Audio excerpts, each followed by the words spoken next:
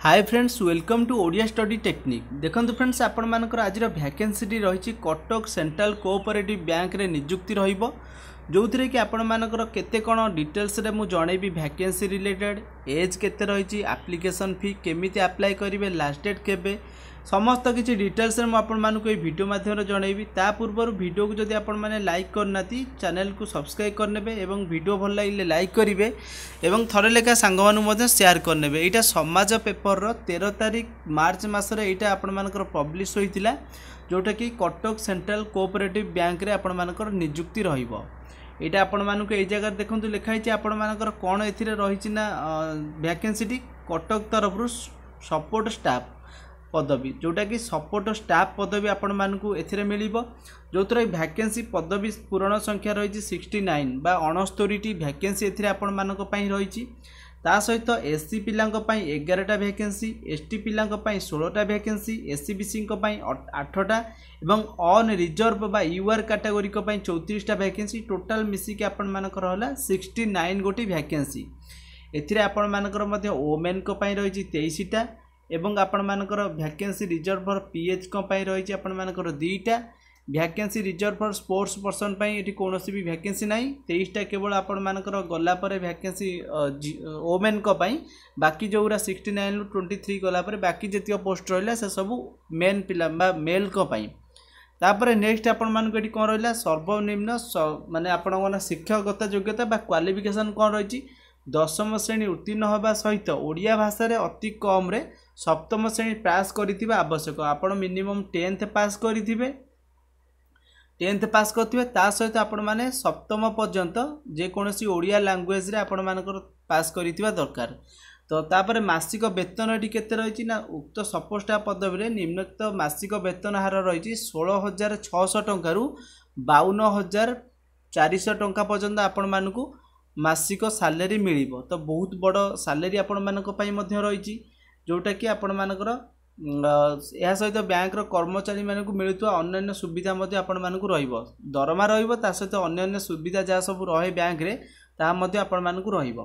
बयस सीमा जदि आपण मानक मु कहिबेटी साधारण प्रार्थी बयस सीमा 21 वर्ष रु 32 वर्ष रही जोटा कि 1/4 बा एप्रिल मास 4 तारिख एप्रिल मास 1 तारिख 2023 आपण मानक सुधा जदि बयस 21 रु 32 वर्ष होतुवा समस्ते मन रखिबे एप्रिल 2023 एई बयस को जदि आपण मानकर एति वर्ष को जदि 21 रु 32 वर्ष होउथाय ताले आपण माने फॉर्म पई आवेदन करि परिबे।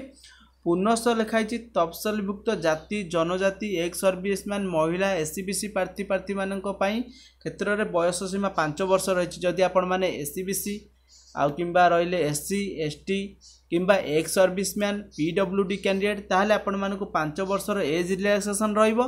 जदि आपण माने फिजिकल हैंडिकैप्ड रहउछन ताहले आपण मानकु 10 वर्षर एज रिलैक्सेशन बा बयसर कोहळ करा जिवो।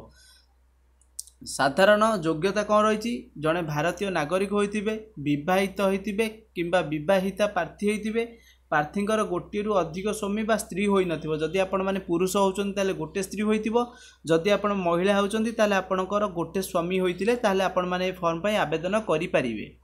तापर आ गोटे कोन दैछि ना मेन कथा इटी अभिभक्त कटक जिल्लार बासिंदा होइतिबे आपण माने जदि कटक जिल्ला रे बासिंदा होइतिबे माने आपण कटक जिल्ला होइतिबो जदि आपण मानकर ताहले आपण माने एई पदवी पई एलिजिबल होई परिबे। बाकी जदि आपण मानकर अन्य को डिस्ट्रिक्ट बा अन्य को जिल्ला होउची ताहले आपण माने एई पदवी पई आवेदन करि परिबे नाही। परीक्षा देय कोन रहउची एप्लिकेशन फी 300 टंका रहिची आपण मानकर बाकी समस्तंकर 300 टंका रहउची एप्लिकेशन फी। तापर आपण मानकर रहिला chief executive officer Cuttack central cooperative bank Cuttack नाम रे संलग्न करिबा बांछनीय। परीक्षार योजना एवं नमूना कौन देछि ना आपण मानकर एडी बा जोटा कि हम सिलेबस कहउछंती जनरल नॉलेज 50 मार्क को 50टा क्वेश्चन आसीबो अरिथमेटिक रे मध्ये 50 मार्क जाकि क्वेश्चन 50टा आसीबो लॉजिकल रीजनिंग रे मध्ये 50टा क्वेश्चन को 50 मार्क आसीबो। जदि भी आपण माने अन्य को डिस्ट्रिक्ट को देखुचंती जदि आपण मानकर सांग किंबा रिलेशनशिप रे सेमति कि थांती कटक जिल्लार पिला बा स्टूडेंट माने सेमान को निहाती भाबे वीडियो को शेयर करनेबे जा फल रे कि सेमाने मध्ये ए पदवी पई अप्लाई करि परिबार सुजोग पाई परिबे।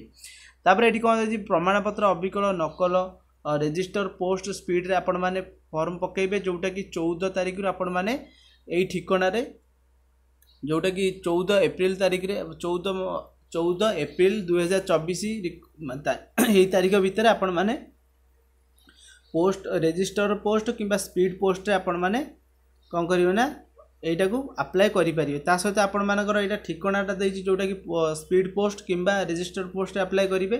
तो यही ठिकानाटा को आपण माने निहाती भाबे स्क्रीनशॉट करि नियंतु जदि अप्लाई करिया पय इच्छुक अछंदी किंबा एलिजिबल होउचंदी ताहले आपण माने एई एड्रेस रे आपण माने पकई पारिबे। जोटा कि दरखास्त फॉर्म एटा रहउची आपण माने एई दरखास्त फॉर्मटा मध्ये स्क्रीनशॉट करिकि नै पारिबे।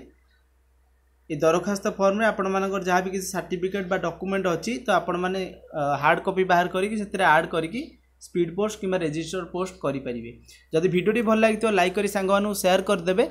आ आगो को आसुतवा समस्त गवर्नमेंट जॉब पई आपण मान जदि प्रिपेयर होउचंदी सर्वप्रथम अपडेट पाइबे पई हम चैनल को सब्सक्राइब करिकि ऑल नोटिफाई कर नेबे। Thanks for watching.